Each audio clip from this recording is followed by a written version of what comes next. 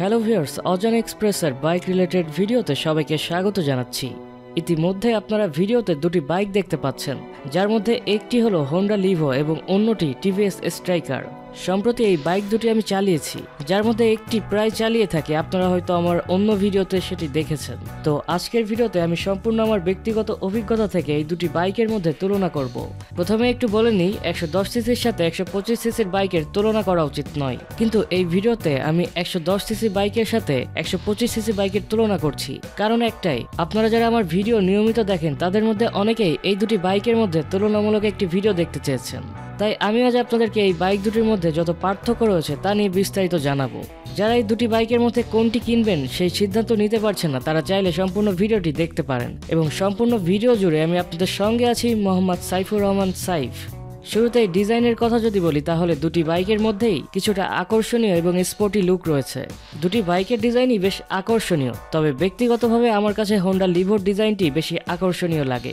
যদিও আপনারা এখানে হোন্ডা লিভোর আগের ভার্সনটি দেখতে পাচ্ছেন, তবে নতুন ভার্সনে আকর্ষণীয় ডাইনামিক গ্রাফিক্স থাকার ফলে আরও বেশি আকর্ষণীয় লাগে, যেটা রিভিউ আমি এর আগে দিয়েছি। আপনারা চাইলে অজান এক্সপ্রেসের ইউটিউব চ্যানেল থেকে সেটি দেখে নিতে পারেন। তবে এখন আমরা এক নজরে কিছুক্ষণ এই বাইক দুটির আউটলুক দেখে নিই।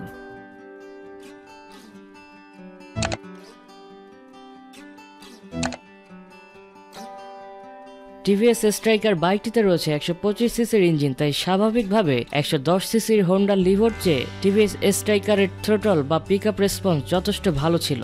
যদি টপ স্পিডের কথা বলি, তাহলে আমরা দুটি বাইকেই আলাদাভাবে টপ স্পিড পরীক্ষা করেছিলাম, যার ভিডিও আপনারা এর আগেই অজান এক্সপ্রেসের ইউটিউব চ্যানেলে দেখেছেন। তবে যারা দেখেনি তাদের জন্য কিছু অংশ এই ভিডিওতে দেখাচ্ছি।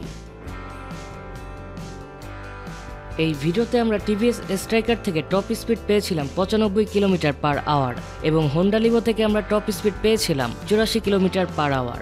যদিও পর্যাপ্ত রাস্তা পেলে এই বাইক দুটি থেকে এর থেকেও বেশি স্পিড তোলা সম্ভব। তবে এক কথায় যদি বলি, তাহলে হোন্ডা লিভোর থেকে টিভিএস স্ট্রাইকারের টপ স্পিড সবসময় বেশি পাওয়া যাবে।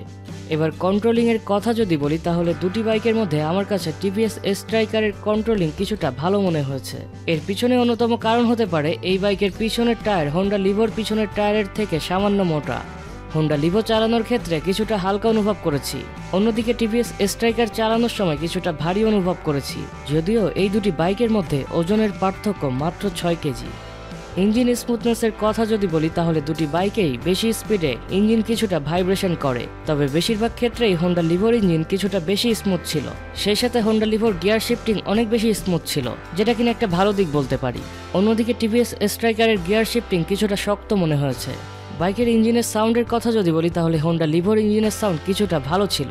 আপনাদেরকে একটু বাইক দুটির সাউন্ড শোনানোর চেষ্টা করছি।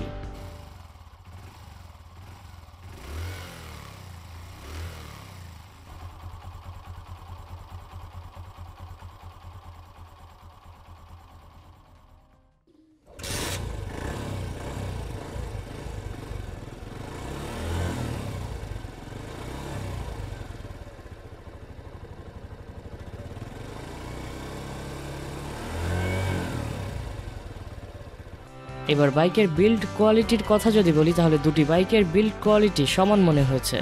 বাইক দুটির মাইলেজের কথা যদি বলি, তাহলে বিভিন্ন সময় বিভিন্ন রকম মাইলেজ পাওয়া গেলেও সব ক্ষেত্রে টিভিএস স্ট্রাইকারের থেকে হোন্ডা লিভোর মাইলেজ বেশি পাওয়া গিয়েছে। তো এই ছিল বাইক দুটি ব্যবহারের অভিজ্ঞতা। বেশি কথা না বলে শুধুমাত্র মূল পার্থক্যগুলো তুলে ধরার চেষ্টা করলাম। তবে এর বাইরেও কিছু পার্থক্য রয়েছে, যদিও সেগুলো খুব একটা গুরুত্বপূর্ণ নয়। তারপরও আপনাদের যদি আরও কিছু জানার থাকে বা কোনো মতামত থাকে, তাহলে এই ভিডিওর নিচে কমেন্ট করে জানাতে পারেন। এখন আমি যদি এক কথাই বলি, তাহলে আপনি যদি শহরের মধ্যে ব্যবহার করতে চান এবং ভালো মাইলেজ পেতে চান, তাহলে আপনার জন্য হোন্ডা লিভো ভালো হবে। আর আপনি যদি একটু বেশি স্পিডে চালাতে চান, শহরের পাশাপাশি হাইওয়েতেও ভালো পারফরমেন্স পেতে চান, তাহলে টিভিএস স্ট্রাইকার কিছুটা এগিয়ে থাকবে। বিশেষ করে আপনি যদি একই বাজেটে 125 সিসির বাইক পেতে চান। এখানে উল্লেখ্য যে বাইক দুটি আলাদা সেগমেন্টের হলেও বাইক দুটির দাম প্রায় কাছাকাছি। বাইক দুটির বর্তমান দাম হচ্ছে হোন্ডা লিভো ডিস্ক ভার্সন 1,16,000 টাকা এবং ড্রাম ভার্সন 1,07,000 টাকা। অন্যদিকে টিভিএস স্ট্রাইকারের দাম 1,17,900 টাকা। অবশ্য দাম যে কোনো মুহূর্তে পরিবর্তন হতে পারে, তাই সর্বশেষ দাম জানার জন্য আমাদের ফেসবুক গ্রুপ বা ফেসবুক পেজে চোখ রাখতে পারেন। তো ভিউয়ার্স, এই ছিল আজকের ভিডিও। অনেকেই কমেন্ট করে বলে থাকেন ভিডিও ছোট করতে, অর্থাৎ ভিডিওর সময়কাল যেন একটু কম করি, তাই এখন থেকে ভিডিও ছোট করার চেষ্টা করব।